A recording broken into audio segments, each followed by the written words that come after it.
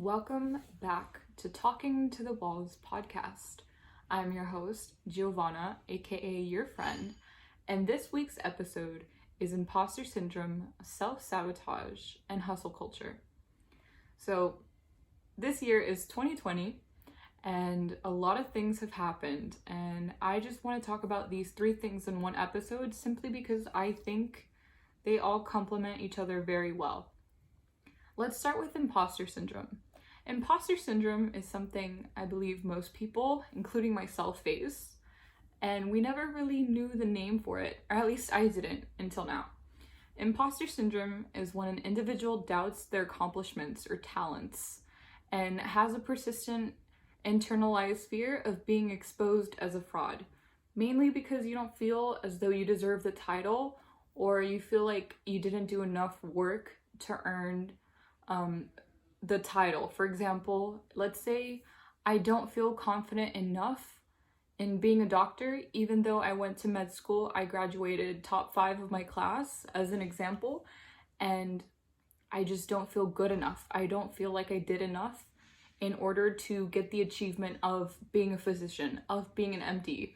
Now, it doesn't have to be as big as that. However, it could be something as small as you don't feel worthy of, receiving brownies from your neighbor simply because you looked after their dog, who you love to spend time with regardless. So, imposter syndrome sucks ass, if I'm being honest. Imposter syndrome is feeling, like you feel like you're just not good enough. You're not qualified. Like you feel like no matter what you do, it's not good enough.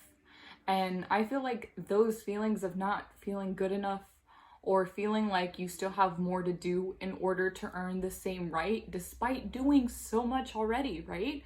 Because in order to be able to earn those titles or those accomplishments or simply that recognition, you have to do a decent amount as it is. And so in doing that, you often feel like you don't deserve it because you already put so much work in. You often set your sight, you set your eyes on another prize, on another horizon. So you don't look back often enough to see, oh my God, I did so much. Like, oh my God, I did so many things to accomplish. I accomplished my goals that I had maybe 3 or 4 years ago, but now my goals are completely different. So I don't give myself the credit younger me probably would have, right? Because we keep changing our minds. And this is often a result from, believe it or not, self-sabotage, which will be our next topic for the podcast episode. So self-sabotage is when you purposely do something to derail yourself from making progress towards any goal you have. For example, I will admit to this, just like I'm sure other people have struggled and maybe can relate to this statement I'm about to make as well. So whenever I'm on a quote-unquote weight loss journey, or when I feel like I need to, shred 5 to 15 pounds maybe, try to look skinnier because beauty standards kind of suck, and the pressure from society can sometimes be a lot for me to handle, or I just don't feel as confident as I used to. But that's going to be another topic for the podcast.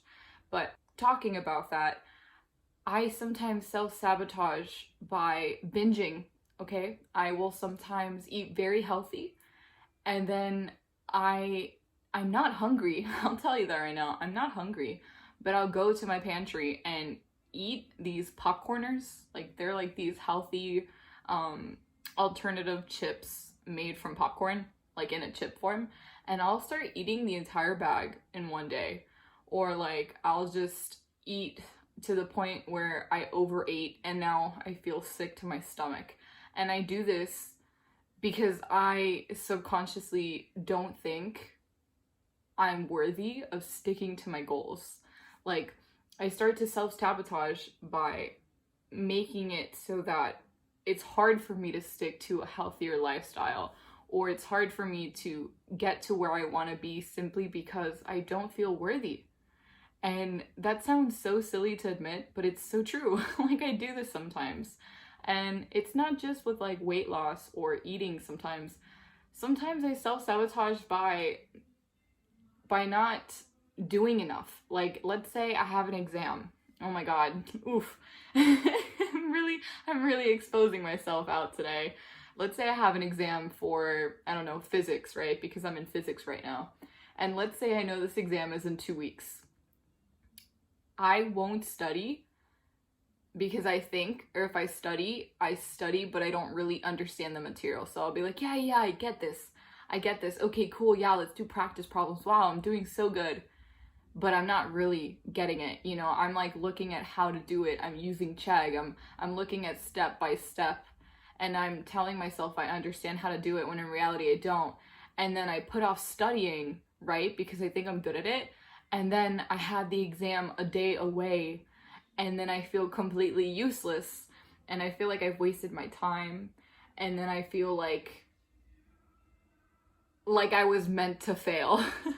Like, I'll start questioning, oh my god, do I want to be a doctor? Oh my god, do I really mean to do this? And that's like another way of self-sabotage. It's like, I knew I had 2 weeks to study. I could have broken down studying maybe 30 minutes to an hour each day, right? To like get that like slow buildup of information so that I can make sense over time. But instead, I brush it off. I watch YouTube, I watch Netflix, I tell myself I got this, when in reality, I don't know what the hell is going on. Okay? Self-sabotage can also just be like downplaying whatever achievements you have, which also goes hand in hand with imposter syndrome. Because, for example, my grandma, as I'm sure most of your grandmas, if you have a grandma or grandpa, or maybe your parents do this, they love to brag about your accomplishments. Because they love to brag about shit in front of other people's face. My grandma is guilty of this. My grandma will go up to random people. She will literally tell her doctors when I go with her to her doctor's appointments and be like, oh my god, did you know that Giovanna got a handwritten letter from Obama back in 2008 because she was such a good student? Did you know, like, Giovanna got this, like, award? Did you know Giovanna graduated with 14 chords and honors in top 10 of her class when she graduated high school? And I'm just like, what? Like, I always downplay my accomplishments. I'm like, grandma, stop. Like, that's not important. Like, stop. When instead you should, like, accept it. Like, yeah, like, congratulations. You put in the work. You were able to make those accomplishments. You were able to get those achievements. You were able to get to where you wanted to be at one point in time in your past. You know, and that's something I think myself and a lot of my friends do, because I watch them do it all the time. They downplay their accomplishments. They make it seem as if it's nothing, when in reality, you know, your past self is like cheering you on. They're like, oh my god, I'm so proud of you. But we like to silence it. We like to make it seem like it's no big deal. We like to, it's almost like you're seeming humble, but in reality, you feel like you just don't deserve it.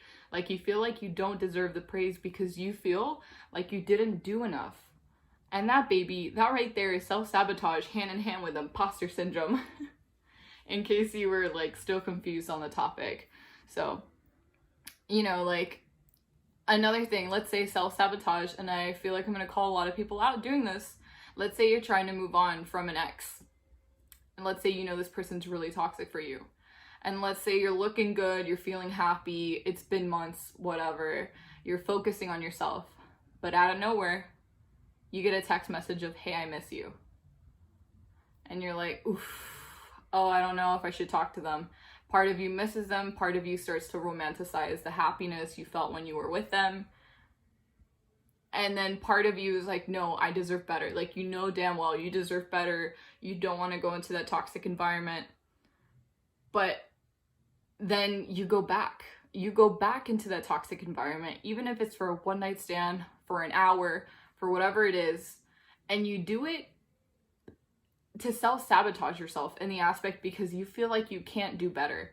You feel like, you know what, you're right. There's no one that can love me more than this person. You know what, I don't deserve to be happy, and I don't know, maybe I'll give them a second chance. I don't want to speak too much on this topic, but that's a form of self-sabotage, is knowing you shouldn't go back to an environment that treated you poorly, that you shouldn't accept things or accept people who betrayed you and lied to you, but yet you let them in regardless. You're sabotaging yourself, and not only are you self-sabotaging, but you're also hurting yourself because you're not respecting your own boundaries, because you're telling them, hey, it's okay to hurt me again, it's okay to lie to me again, it's okay to betray me again, because you're not upholding your boundaries, because you're not telling them, hey, no, sorry, I cut you out of my life for a reason. Hey, I can't have you back in here. Like, you messed up big time. I don't accept shit like that anymore. Like, I'm sorry. I don't need people like you in my life anymore because I've moved on. I deserve better, and I know my self-worth. Because you are worth so much. You are worth so much, and you don't deserve to have people around you who are always trying to pick at you and make you feel like shit, and they're just waiting for you to crumble so that they can laugh at the pieces that is then left of you. Wow, we got pretty deep there. Let's go ahead and pop into hustle culture. This is literally one of my favorite things to talk about with my friends, just because hustle culture is a typical American mindset, right? Where it's like, you know, if you have a job, if you work 9 to 5, if you just put in effort and put in the time, you'll get to where you want to be. And that's basically ignoring your environment. That's ignoring your situation. That's ignoring a lot of mother freaking factors that can be a reason why people are struggling in this world. But let's go ahead and just focus on the working part for this particular podcast episode. So hustle culture is a label, I think the Generation Z, right? That's our generation. The 2000 babies. That's our generation's name. I was born in the 2000s. I'm Year of the Dragon, and I'm a Taurus, in case you're wondering. But yeah, so it's like putting in this grind, putting in all this work and effort and working overtime and never having a day off and just grinding, you know, hustling, do what you got to do to make your money. But there's so many bad things to this, right? Because when you go on Instagram, you see Jessica partying in Bali, you see, I don't know, Madonna doing some cool stuff, and you see all these people, celebrities or friends or family members, you know, making it seem like they're living their best life, right? Because they're highlighting what people want you to see on Instagram, right? They're getting all these things because they're hustling, right? Quote unquote. They're working, they're putting in the time and effort in order to buy the Michael Kors bag, to get the Gucci belt, to buy their Louis Vuitton heels or whatever. And so you feel like you're not doing enough. Whether you're in school, you're starting a family, you are pursuing your dream career, you're doing whatever the heck you're doing. When you look around, you feel like you're not doing enough because you feel like people are always doing more, putting in more effort than you. And sure, there's people who are probably, again, doing this hustle culture. However, it's very, very toxic. It's a very toxic mindset to have, and here's why. It's mainly because you're gonna burn out. If you don't give yourself a day off, if you don't allow yourself to have the time to slow down, relax, enjoy the small things, you're going to push yourself to the limit, and then you're going to either crumble down and cry like I do all the time, like I will cry and it will relieve my stress, or like a match, you'll just burn out and you don't want to do it anymore. You know, if you continue to chug, and then there's no more fuel to keep the engine running, right? Or you haven't had, you know, a chance to let the little engine cool down, how is it going to get back up? How is it going to get back to normal? How is it going to function if it doesn't have time to cool off, to get repaired, to do the maintenance work, right? Because your days off, you might feel like they're hella unproductive, but they're not. They're not unproductive at all, because you're allowing yourself to do nothing, to embrace nothingness, to just sit in bed, sit on the couch, eat some ice cream, watch Netflix, watch a movie, sleep all day. If that's what your body is telling you to do, if that's what your mind feels like, this is a great day to rest, this is what I want to do as my rest day, go for it. Because you need it. Your body is telling you, hey, Giovanna, let's not work out every single day at the gym. My legs can only take so much from squatting. You know, so like I take 2 rest days, because if I don't, I'm going to burn out and then I'm not going to want to continue. You know, you need to like motivate yourself by having those days off. Like, oh my God, like you're putting in all this effort during the week or whatever. And then you can look forward to a vacation or your rest day or your time off, because it's like a mini I don't want to say a mini goal. I guess it could be. But I want to say it's like a mini, what's that word called? Prize? Reward. It's a mini reward for you to continue doing what you're doing. Like, you know, you're getting something out of it. Like, you know, you're doing this for something greater than just doing it, right?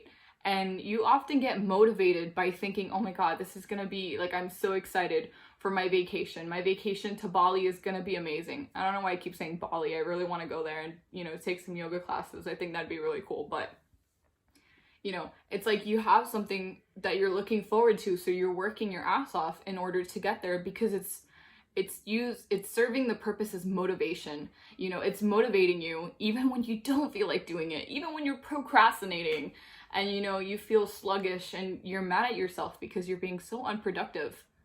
But at the same time, you're listening to your body, right? Because sometimes you need to be unproductive in order to then be productive, right? Because if you work at 110 every single day, baby, you're gonna burn out and you're not gonna wanna look at those papers or go back to that job or do whatever the hell you were doing, because you're gonna get so fed up with it, you're going to take a pit stop and maybe not wanna keep driving your car wherever it was going. You know, it's the pressure from society to continue to work and grind whenever you have a chance to grind so you can get quote unquote ahead, right? You're trying to do this so you can get ahead in life, so you can get to where you want to be. But let me tell you something. Regardless of how much time passes, regardless if you take an hour, 2 hours, 3 hours of a break or whatever you're doing, no one can tell you where you're supposed to be in life at what time. No one's going to tell you, hey, Giovanna, you missed your deadline. It was supposed to be 2 hours ago. You're supposed to get married 2 hours ago in the span of your life. No one's going to do that because no one knows. Everybody is running their own race. Everybody is running, you know, the race of life, right? But we're not comparing our speeds. Hell, if we're comparing our speeds, your girl would probably come in like one of the last places because I am not running. My thighs are a little too jiggly and thick to do that. No, thank you. Shout out to the people who could run, like my friend McKenna, because I'm just not built for it. I'm built different. But as I was saying, we're not supposed to compare our times. Like, we're not supposed to compare our pace, because we know what we want to do. And if you don't know what you want to do, you're figuring it out, you know, or you're taking each day as it comes. And props to you, because that's probably one of my favorite ways to live, is taking each day as it comes, like setting mini goals and little to-do tasks on my sticky notes, because that makes me feel more productive than not. So don't compare yourself to Jessica, who is in Malibu this upcoming weekend to celebrate her 30th birthday party, okay? Don't do that. Compare yourself to you, the you were a year ago, the you were 6 months ago, and the you want to be in the future. Who is that person? Who is the person you want to be in the future? What do they look like? What does their lifestyle look like? What does their future job look like? Ooh, or their car, vroom vroom. What do they value? What do they like to see in the world? Do they travel? Do they not travel? How do they spend their free time? Look at the you you're trying to become and see where you are in terms of that person. Are you 25%, you know, on your way to becoming them? Are you 10%? Are you 50% that person? If not, I think that's great motivation to see what you can work on and where you can improve. Because I know I'm probably like 15% the person I want to be. But we're working on it, right? Because my pace of life is not compared to anyone around me. I look around people that I went to high school with, people that I knew in elementary school, people that I just met, and everybody's running at their own pace. Some people have gotten married and have a beautiful family and are having kids this year. Some people are divorced and have kids. Some people aren't. Some people don't know what they want to do. And some people are just struggling, but not telling anyone about it. And I think that's me. I'm struggling sometimes with motivation to keep going, but nonetheless, I'm still going because I have more things to look forward to in what I want to do than where I don't want to be, if that makes sense. Like, I have so much to keep me going than things to hold me back from pursuing what I love, which in this case is studying in medicine, because I want to be a doctor, as I probably mentioned for like the 100th time on this podcast. Excuse me. Yeah, I'm sorry. I felt like that sounded like a little rant. It sounded like a little rant. But it's true. Hustle culture can be very toxic because, again, people are always grinding. Like, you see all these millions of people. Shit, there's billions of people on the earth, you know? And all the people you see on social media, they always seem like they're having a good time. But I promise you, they're probably at least having like a mental breakdown at least once or twice a week, because the pressure of society, the pressure you put on yourself specifically, can sometimes crush your bones, because you think yourself so much. You're like your number one fan, and you're also the number one person to be overly critical of all the shit you have done, will do, and have yet to do. Like, you're the type of person to look at yourself in the mirror and pick out your flaws before you pick out the beauty in yourself. And that's because you know what you need to work on.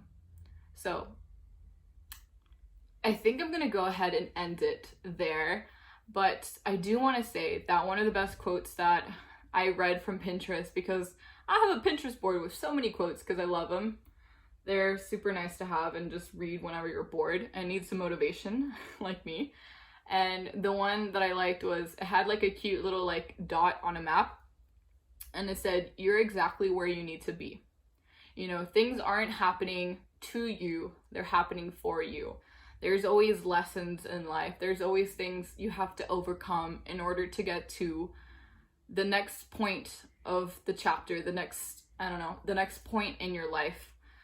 Because where you want to be, you can't get there without going through all the shit. You know, you can't get to where you want to be without having the patience to be able to manage, you know, whatever it is you're trying to manage.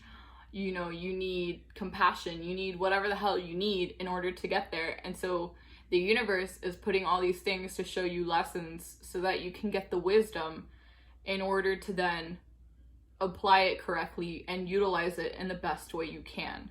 You know, sometimes you think life sucks, like, why am I living? But trust me, you'll be okay. Like, we will get through this together. Please let me know if you've ever, you know, have done self-sabotaging to yourself. If you have, we all have, but I hope you can recognize it and you can put a stop to it. I know I don't binge anymore, God bless. That took a lot of self-discipline. Thankfully, I don't do that anymore. You know, I felt imposter syndrome. I still feel imposter syndrome because sometimes I look at my peers in the STEM field and I feel so underprepared for medical school sometimes. And the aspect that I see all these people around me do these incredible things, not to say I'm not doing my own incredible things, but sometimes it can feel overwhelming. And sometimes it can suck to look and compare and feel like you're probably last place, or you're probably going to be one of the last people chosen for the team. But I'll tell you that right now, you won't be, because there's something unique about you that will obviously make you stand out and make people want to choose you as probably their team captain, because you're so cool and so special. And as for hustle culture, acknowledge it, okay, but don't let it define you. Don't let it be your motto. You know, take a day off when you feel burnt out or when you feel like you're getting to that point. Take care of your body, right? Because your body, this is the only body you have this lifetime. And if it's not, explain that to me. Because I mean, the more I look at my body as a vessel and I look at it and I stop criticizing it, right? And I stop comparing myself to the people I see on Instagram, the more I begin to appreciate my body and appreciate the days off, because your body is doing so many cool things as you're listening to this podcast episode. Your organs are functioning to keep you alive, to let you breathe, you know, to allow you to walk around and do whatever you want, you know, handstands, jumping jacks, cartwheels. I can't really do a cartwheel, but you know, all these really cool things, going to Walmart, grocery shopping, you know, Target, all that stuff, or just simply listening to this as you're driving or working out or crying in your bed. Any of the above as mentioned. But our bodies are so cool, okay? And I don't want you to overdo it, because your body will take a toll from hustling too much, from overworking. And sometimes people don't listen to it. Some people don't listen to the signals your body gives you when it's being overworked for the simple fact of feeling behind. But let me be the first person, and let me not be the last person to tell you this, but you're not behind. You are exactly where you need to be, and learn to enjoy the view as you continue to walk forward in life. And with that, I'm ending the episode. I love you guys so much. If there's any topics you guys would like me to talk about, please send me an email at talkingtothewallspodcast@gmail.com, or feel free to DM me on Instagram, as my handle is Talking to the Walls Podcast. And again, you are worthy of so much. You are worthy of happiness, love, and I send you nothing but positive vibes. Until next week, bye guys.